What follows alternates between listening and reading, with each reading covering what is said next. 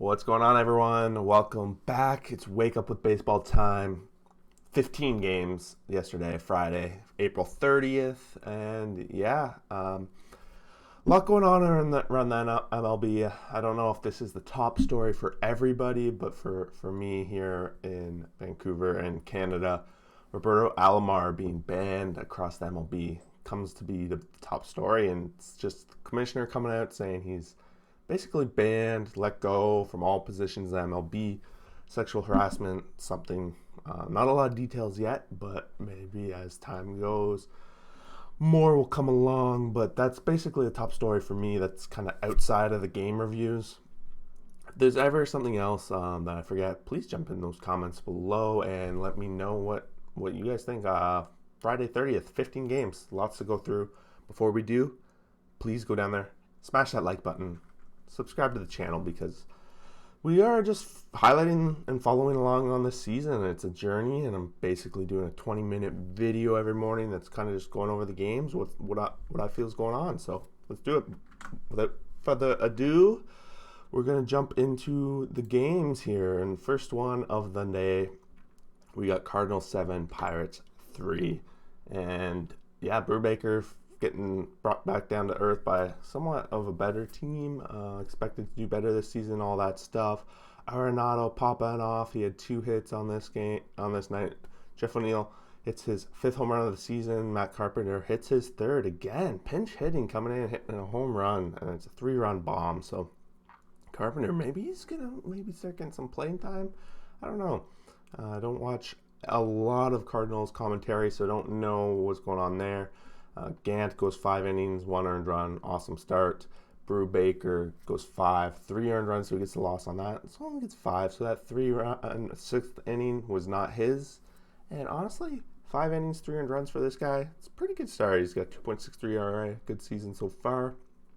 But the Pirates, they're back below 500. I don't know if we'll see them back above, but they had a good start of the season so far. And that...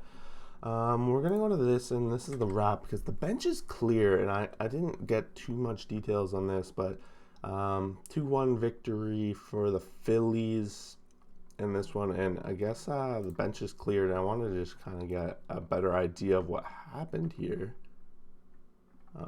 Just want to make sure that was muted. He said a few things, drop his fly, I don't mind, blah, blah, blah, pimping strikeouts, a couple things. So I guess basically the bench is cleared in this situation. 2-1 game. Phillies had that 2-run inning, and they never really looked back. Chase Anderson picks up his first win of the season. 5 innings pitched, 1 earned run, 6 Ks. Stroman, 5 innings pitched, 8 Ks. Wow, and gets 0 earned run. They tag him with the loss because it must have been some errors.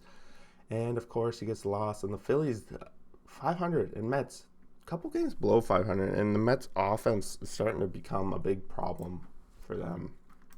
Next up, Nationals 2, Marlins 1. This one's crazy. 0-0, and they had to go into extras, and the Marlins score their 9th, and then the Astros come back, and bottom of the 10th, get the walk-off.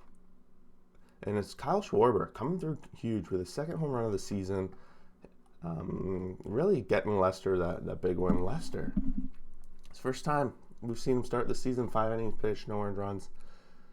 Wow. Lopez on the other side, 0 earned runs. So overall, like, Miami, they are good at keeping people down on runs, and they don't score a lot of runs themselves sometimes.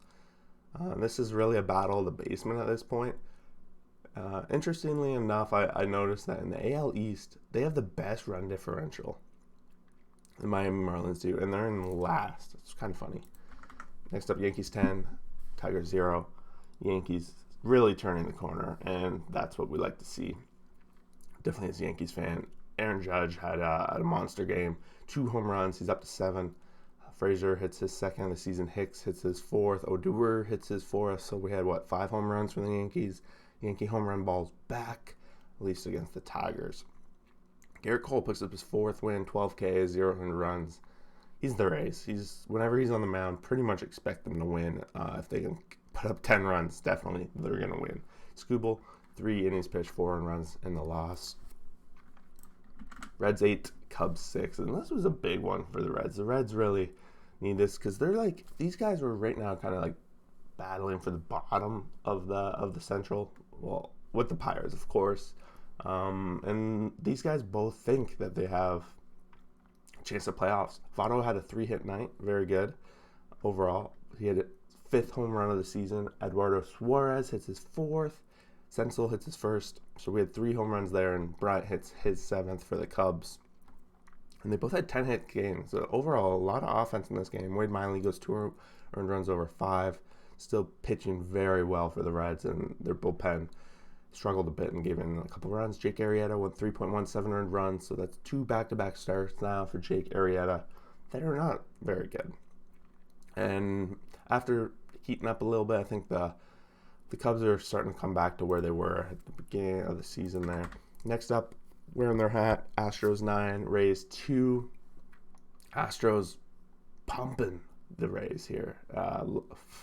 They're really starting to come out of it. After being shut out yesterday, they come out of their offense. Bregman hits his 4th home run of the season. No home runs for the Rays at all. That's seeming to really be a lot of the issue with the Rays. They're not really scoring a ton of runs and a ton of home runs. And Yarborough, 5 earned runs over 6, so he picks up the loss. McCullers, 7 innings pitched, 0 earned runs, 9 Ks. So he's had a good start to this season. And the Astros close the door. This is really showing. Ever since the Astros got their team back together, they've been a little bit better. And by a little bit, I mean a lot of it. Blue Jays 13, Braves 5. And wow, Jays offense coming to play today. Bichette hits his 7th home run. Kirk hits 2 home runs, catcher spot. So that's been a battle for them.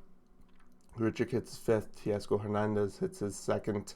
Gurriel Jr. hits his 2nd. So what's that? 6 home runs for the Blue Jays. And it just goes to show that these Braves, when they don't have, basically it's been Anderson for them when it's not him on the mound, there's a lot of runs being given up. Robbie Ray gets 2 earned runs over 6.2. Amazing. That's what the Jays want when they have Robbie Ray. Did he have walks? No walks. Wow. Love to see it. So big game for the offense of the Jays. Even their pitching, very good. So the Jays take a big step here. I think they're definitely pumped. As a Jays fan, I'm pumped. Red Sox 6, Rangers 1. Home runs, J.D. Martinez pops off 2 here. Bogaerts hits 1 himself, and Denver's hits his 7th of the season. And then the Rangers, no home runs. And so when they're not hitting home runs, they're not putting in a lot of runs. That seems to be the case so far this season. There's a 4-run spot in the first off Arihara. He only went 2.26 earned runs. Evaldi, bouncing back. He had a little rough start last time, but he bounced back this time. 1 earned run over 6 innings pitched, 3.63. So he's been a big part of this good start for the Red Sox. They're up to 17-10, and they're bouncing back from losing last night to Texas. They needed that. They want to win this series. It's a big series for them because it's supposed to be a much weaker team. Twins 9, Royals 1. Twins needed a wake-up call, and maybe this is it. They're against the top team in their division right now. Maybe not expected to be the top team, but they're top team now. So they're that. And the Twins came out smashed, 9-1. They needed it. Hopefully this gets something going under them. Carlos Santana for Royals gets the lone run on his 4th or 6th home run of the season. Krylov, 2 home runs for the Twins. Yeah, I don't know what it means. I saw something about Krylov's 2 home runs, a first for Twins since '94. Maybe someone can. I don't want to go into the article too deep, but it's a first. I don't know if it's a debut for Krylov. No, it can't be. So I don't know what that is. But if someone's there and gets this far, let me know. 2 innings pitched for Singer, 1 earned run. Before he probably gets into a jam, and this next guy comes in and gives up a few. Would it be in the 3rd? Yeah. Pineda goes 5, 1 earned run. And Twins, yeah, very good game. Next up, this is a battle for me. These guys are probably, in my opinion, the best 2 in this division. So this is going to be a big part of what's going to play into the power rankings by the end of the weekend. Shane Bieber becomes the passes Randy Johnson for most consecutive starts. I think it's 18 off the top of my head, with 8 or more strikeouts. He had 11. Picks up his 3rd win of the season. Keuchel, 6 innings pitched, 4 earned runs. And I don't know. I don't have a lot to say about Cleveland right now. Their offense is getting it done when it needs to. Like, they had that 4-run spot against Keuchel, which is pretty great. Jose Ramirez hits his 7th home run of the season. And then they're pitching. As long as they're having their aces out there, they're going and picking up wins. They're going to be right in the hunt. I'm a little concerned with the back end, but that's it. White Sox fall here. Can't win them all, but we'll see how they bounce back. We'll see what kind of team they are after their next game. Milwaukee 3, Dodgers 1. So that's back-to-back wins for Milwaukee, and Dodgers are on a little bit of a slide here. I don't know if